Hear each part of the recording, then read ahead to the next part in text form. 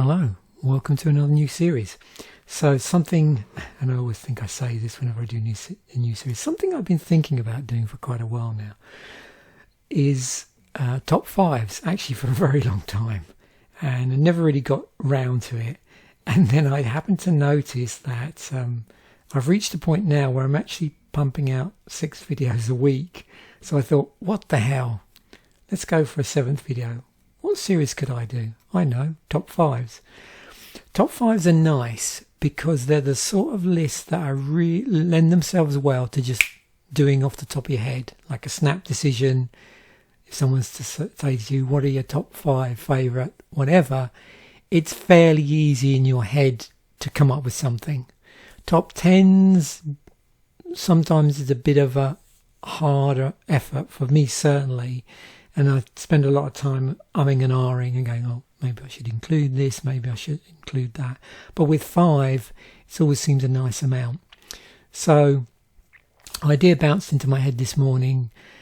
If I was going to do a top 5, what would I choose first? And I wanted to do top 5 gigs that I've been to over the years. I've been to a lot of gigs over the years, starting in about, 81, somewhere around there. And so what would be my top 5 choices? What was interesting is after I quickly jotted the list down or made a mental note in my head, I went out for my normal sort of early morning walk, and as I'm going round, like I often do, I'm sort of mulling over in my head my choices, and I noticed that all of my choices are gigs that occurred at a certain size of venue. And that size is roughly what I suppose I would use the term. I think it's a very common term, club size, although not all of the venues were clubs. I think most of them were.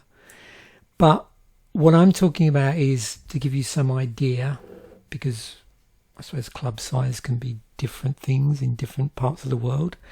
But it's a sort of gig where if you stood by the mixing desk, so assuming that's sort of down the hall somewhere, if you stood by the mixing desk, not only would you get a great sound, which is often the reason for standing by the mixing desk, but you could see the band really well. That sort of size club. And as I'm walking around, I'm thinking, yeah, there's a whole load of outdoor gigs and large venue gigs that I've been to that were also fantastic. You know, a few spring to mind, like Nick Cave in Toronto or U2 at Magnetic Hill. But there's something about those club-size gigs which I really enjoy. It's my sort of gig, the sort of intimacy you get. You're not totally squashed up like you are really tiny gigs, and I've been to a few of those. And again, I could do an interesting list of small local gigs that I've been to over the years in pubs. That would be more local bands, a bit more sort of specialised. And again, that one might be a completely different list. So I decided to just stick with this and not really just name it 5 top club gigs, but just call it 5 top gigs. Again, this list could change. If you ask me 6 weeks from now, maybe I might change things around, but I'm pretty comfortable. I've also included a 6th honourable mention, and I'll explain why when I get to that. So first up, and this is definitely the best gig I've been to in terms of the sound, the theatrics, the atmosphere at the gig was awesome. Like there was just this amazing, friendly atmosphere, which is funny when you think about Ghost theatrics. But yeah, that's what I really like about the band. It's they are just they're just looking up here like 50 most evil songs ever. That's not, funnily enough, the feeling when you get to go to see the band, in my opinion anyway. So myself and my wife in 2014, we were due to visit where we visited Toronto. So that's Toronto, Ontario in Canada. And I noticed, wasn't many weeks before we were due to go, the Ghosts were playing. And so I bought tickets. And yeah, best gig ever so far. The top three actually, each one of those at some point I would have said had been the best gig ever until one, those in that top three, another one came along, and this will make sense when I go through them in a moment in terms of the dates. So this is 2014. It's the Year Zero tour with special guest King Dude. So this would have been around it would have been after Infestissin. I can never say these names. Infestissinum came out. Down here, I've gone on to album of the year for all of these bands and pulled up and just done a search and then sorted it based on most popular critics' choice. So yeah, if you're interested in listening to any of these bands, you haven't listened to them that much, I thought that would be interesting as well. So according to this, top three are Opus Eponymous, Prequeli, I think that is, and Meloria. I should be able to pronounce these, shouldn't I? And then this falls in last place. I'm not sure actually, but obviously I've streamed all of these albums at one point, but I actually bought the first two and this EP. This is a great EP actually, of covers on there. And after I saw them, I think the day after, when we were wandering around Toronto, I went into a record store and bought the two albums that were out and the EP, even though I could stream them on Spotify. But yeah, fantastic gig. So it occurred somewhere around here in their history. Next up, second of my top five. These guys, Sisters of Mercy. So this is not my ticket. I just went on to one of these, onto the Sisters Wiki. And this apparently was on the Tune In, Turn Out, Burn Out tour. And I didn't know that was the name of the tour, actually. So April the 1st, in, was that 1985? Yeah, 1985. Because there was one the previous year that I didn't go to. They played in 84, which I actually have a live bootleg of on tape somewhere. This was actually the last tour gig with Gary Marks. He left, and when they did the live recording for the live at the Albert Hall, I think it was, they played as a three-piece then. But luckily I saw them at the Brighton gig, and they were still a four-piece. Yeah, awesome band live. I did see them later, around the 2000s. They played in, I think, London I think it was at the Astoria. I'm not sure actually. I should check my diary. But yeah, I did see them again, but massively different lineup. They'd gone a little bit more electronic as well by then. So this is my favourite Sisters of Mercy album. In terms of the Critics' Choice and Album of the Year, these are the top three. In actual fact, that's the only three albums that they've done. I can't remember whether it's them or there's something going on with their record labels where I think they refuse to record any more albums. I'm pretty sure it is this. It is the Sisters of Mercy, that's the case, and not the Mission, because I think the Mission has obviously been kicking out a ton of different albums over the years. I've also seen the Mission live. Haven't had a chance to see Ghost Dance, but I did see the Mission at the point when they just changed from being was it the Sisterhood for a period of time before Andrea Eldritch stepped in and sort of grabbed back the Sisterhood name from them. So yeah, very interesting backstory concerning all the various lineups and other falling outs that have gone on over the years. But this is probably the era that I'm most familiar with, and just prior to that as well. So just before Wayne Hussey joined the band. And when I go through my record collection at some point, my vinyl, I'll show you some of my early Sisters of Mercy stuff. So yeah, second choice. Like I said, no, I suppose this is roughly in order. But over the years, I suspect any of the top 5 are likely to go to the top. So next up, Judas Priest. So I saw Judas Priest live for the first time in 1981 at the Crawley Leisure Centre. Also, Accept were supporting, and they were amazing as well. So 20th of November 1981 in Crawley, that's in the UK, in England. Yeah.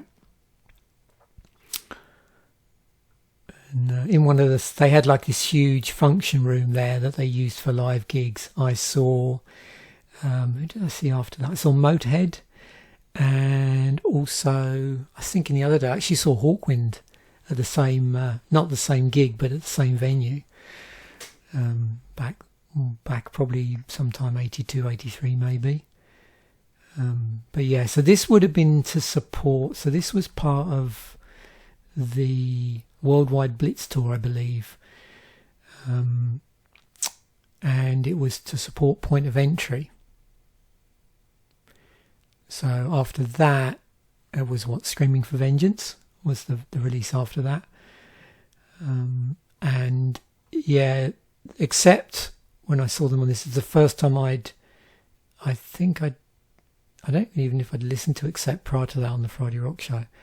And they were just amazing. And I went out and I remember buying or getting my record store to order, I think it was Breaker by Accept. But yeah, great. And if I did, I'm trying to remember if I did buy a Judas Priest t-shirt at the time. I don't think I had a ton of money at the time. But that's long gone. And another band I've subsequently seen after that. So as I pointed out here, 1981. So, you're talking about their mainstream success years. So after Point of Entry, but before Screaming for Vengeance. And I saw them again in London when Ripper Owens was fronting the band. Just after, actually, I'd seen Halford live. I think I saw them, both of them live at the London Astoria, which is no longer there. That I think got demolished when they did some improvements to the underground. And then I did see them again when they came to Halifax. I'm trying to remember what tour that was for. It may have been... Yeah, I'm unsure when I saw them later, but the tour and date I'm talking about is the 20th of November 1981, Crawley Leisure Centre, Judas Priest and Accept. At some point on the European tour, because this was a European tour, then a North American tour, and then another European, and this is when I saw them, they were supported by Def Leppard, but not at the gig that I saw them at. Okay, fourth one, Ensiferum. This was at the London Scala in 2009. So this was in October, 6th of October 2009. So this was the last gig I went to in the UK before I moved to Nova Scotia. Well, it's either this gig or we did go to see Bat for Lashes in Brighton. But it's one or the other, but I'm pretty sure it's this. So at this point I was still living in the UK, and I was actually at this point, it was just before I got my entry visa for permanent residence in Nova Scotia. So I was wrapping up stuff in the UK, and anybody that's done that's done a spousal sponsorship may find themselves in the same weird situation that I did, where I was married. I was still living in the UK. My wife was in Nova Scotia. That's where she comes from, and this was like the last trip. So my wife came back to see me. We stayed at this fantastic place in the middle of nowhere. This cottage. It was an old gamekeeper's cottage, and it had bats in the loft, which was sealed off with a warning sign and a padlock. It's a fantastic place to stay. I mean, there were warnings when we booked it through the National Trust that some people had been freaked out about how quiet it was there, but it's a gorgeous place to stay. Anyway, we stayed there, and then I drove up to probably what we would have done is driven up to, I'm trying to think of the furthest out tube station. It's gone now. But anyway, I'd often drive up to that tube station and then take the train in. And I'm pretty sure that's what we did on that night. And then took the another underground line out to the Scala. So that was the 6th of October in 2009. And it would have been... So, where are we? Was Victory Songs? Oh, that's right. From Afar had just come out. That was it. So they were promoting From Afar. And I remember binge listening. This is another one of these last minute gigs that we decided to go to. We looked quickly down, saw who was playing. Bat for Lashes were playing. Ensiferum were playing. And we binge listened to, I think on Spotify, like their back catalogue and all the folk metal stuff, like what's that really? Windear, Windear back catalogue, that sort of stuff on Spotify. So yeah. It was a great gig. It's funny, there's some photos here of them sort of wearing these almost look like makeshift kilts. I could have sworn they were wearing their national flags as kilts, at least one of them anyway, but I'm not sure now. Ensiferum headlining, Mr. Toil and Trace Dawn. Trace Dawn were Finnish, I believe, and Metsä Toil were from Estonia and had all these traditional Estonian folk instruments as well. It was another cool gig. Oh, that's why it's on the list.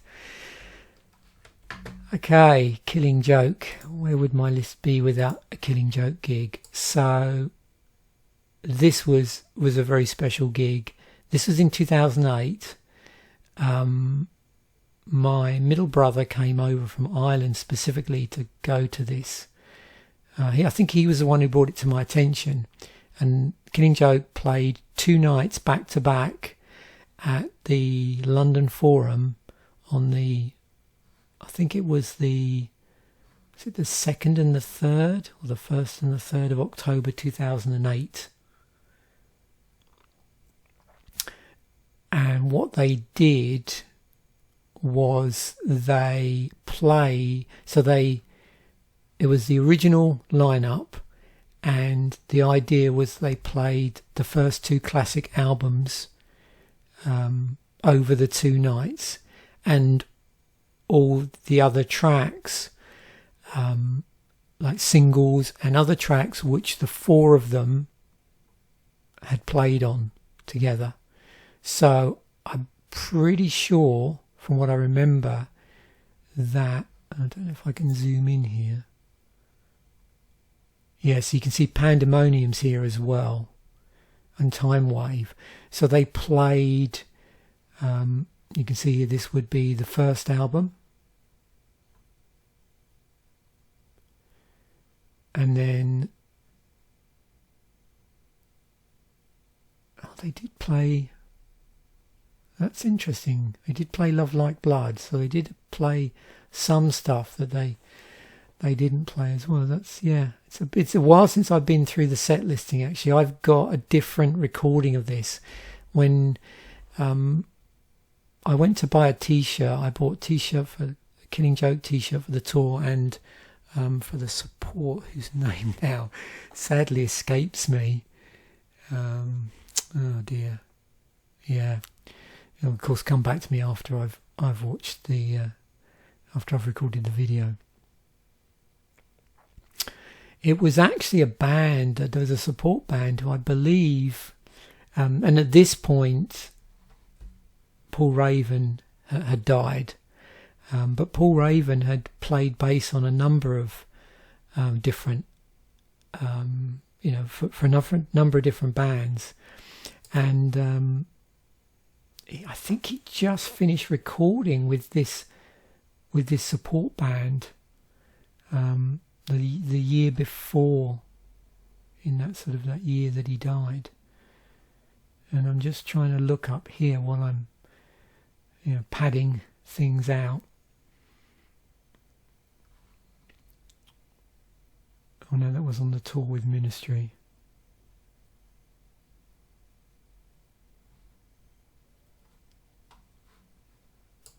It's interesting, there's no... Oh, there we go. I've got to look now, because I do know that he did... Yeah, that's it, that's what I can remember them. Treponim Pal. Yeah, so he'd recorded on their 2006 album. So they were support for Killing Joke for these 2 dates. I knew it would come to me. They were really good, actually. Very heavy and quite industrial sounding. Yeah, so now looking at this, I can see that in addition to playing the first 2 albums sort of spread out over the 2 nights, they played another number of other things as well, including 80s actually. So it must have been a sort of combination of the two first albums and then various singles. And I do know there was a period around the time of Pandemonium where I think they were virtually the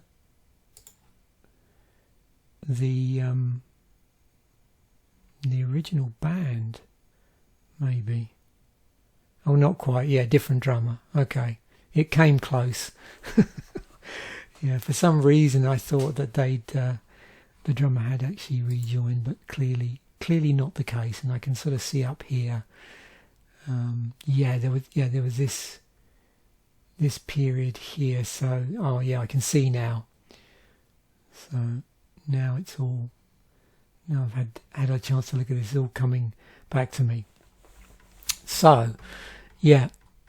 Now I could have picked another Killing Joke gig, because I saw them around the time of Nighttime. Again at the Top Rank, same place I saw Sisters of Mercy, and that would have been around 1985. Yeah, same year as Sisters of Mercy. I went to a lot of gigs in Brighton. I went to college there whilst I was working. I was working during the day, and then the place I was working at sent me to college one day a week, and in the course of going down to Brighton once a week, I used to pick up tickets and then go down and see various bands, and Killing Joke was one of those bands back then. So I'm pretty sure I've only seen them twice now. Once in 85 and once in 2008, although that was over 2 nights. And my middle brother, who I went to see this band with in 2008, has seen them again, I think actually a couple of times before and after this gig. And so the honourable mention is the band Architects. It just sort of got squeezed off the list, but I wanted to mention them because they're from my sort of neck of the woods originally. So Brighton's in East Sussex, and I lived in Sussex for, well, all the time I was in the UK in a couple of places. So, yeah. And they came over, and in 2012 they played a little venue called the Halifax Pavilion. It's an all-ages venue as part of their almost world tour, this huge tour they went on around the time of the release of Daybreaker. And this was a really intimate gig, really small venue, and it was great.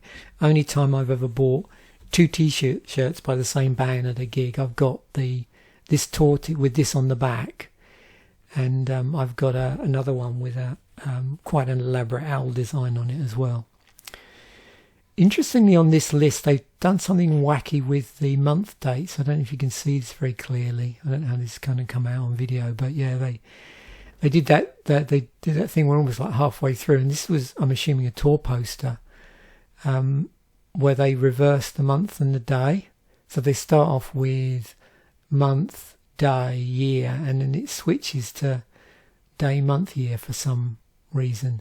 I haven't checked my tour t-shirt actually to see if that was the case. I was going to do that and forgot. So yeah, awesome band. Really, really sad that they had the death of their original guitarist and songwriter. I don't think it was that long after this, so that would have been, where are we? 2016 actually. So yeah, it was actually 4 years. But yeah, very sad that happened, particularly how young Tom Searle was. So I got to see them around the time of Daybreaker. So it would have been around here on there. So I wonder, yeah, I'm curious as to know, I'm assuming they must have been using a live guitarist, because this was around the time that Tim Hillier-Brooke, their original rhythm guitarist, had actually left the band. So I wonder who they used. Oh, looks like, yeah. Oh, they were using Josh. They were using Josh Middleton, who is now their lead guitarist. So yeah. So that's it. That's 5 plus 1 of my all-time favourite, or my top 5 favourite gigs at this point in time. As of, what are we now? The 10th of June. 2022, and here again actually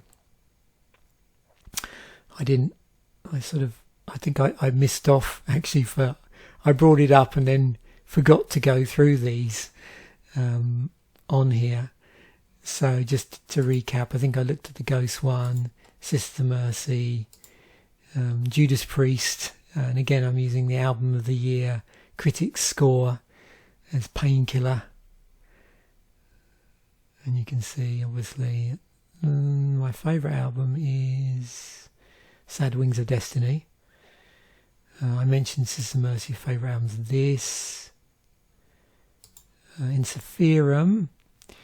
I do like Iron, as I think they pronounce it Iron, but at the live gig they were calling it Iron, and referred to a track that went da da da da da da da. If you like Ensiferum, you'll know exactly what I mean. But yeah, I think these 3 actually I really like. 2004 into 2009 with Killing Joke. Interesting. So for them, yeah, I can probably see why these would be popular. This is obviously a fantastic album. This is probably my favourite. Simply this was when I first saw them live. The first album I bought by them was this, Revelations. Weird album. But I do really like the new stuff, like all of these albums Pylon, Absolute Descent, 2012. This one with Dave Grohl on it, all great albums. And then in terms of the Architects albums, there's something about this album. Yeah, this is and I don't have this on vinyl. But again, I mean, yeah, these are all great albums. The recent one, and you know, I know that. What is it? I think it's this album the band don't particularly like. Is this the right one? The Here and Now. Yeah, I enjoy all of their albums actually, but this is my favourite. Yeah, so there we have it. Top 5 plus 1 favourite gigs. Thanks once again for watching. Bye for now.